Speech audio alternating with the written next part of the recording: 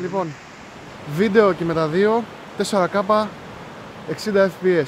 Για να δούμε τι κάνουν από stabilization. Χρώματα βλέπω ωραία, HDR και τα δύο είναι σε πολύ καλή ανάλυση. Εδώ ο φίλος Κώστας που βοηθάει σήμερα. Και για να δούμε τι θα κάνουμε με το stabilization. Για πάμε λίγο.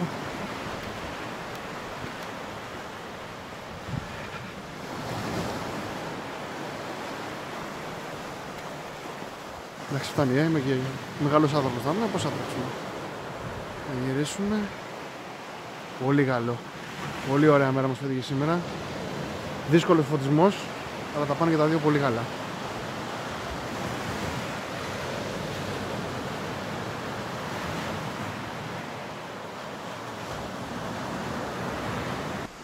Σπέρα παιδες. Είμαστε εδώ με Vivo X70 Pro Plus και Mi 10 Ultra και για να δούμε το selfie βίντεο τι κάνει.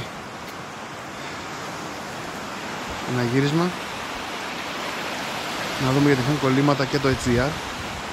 Πολύ καλό και στα δύο.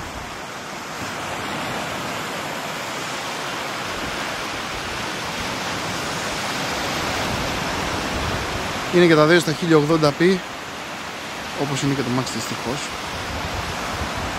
Για πάμε να δούμε και τις Ultra Wide σταθεροποίηση που έχουν στο βίντεο. Τρέχουμε.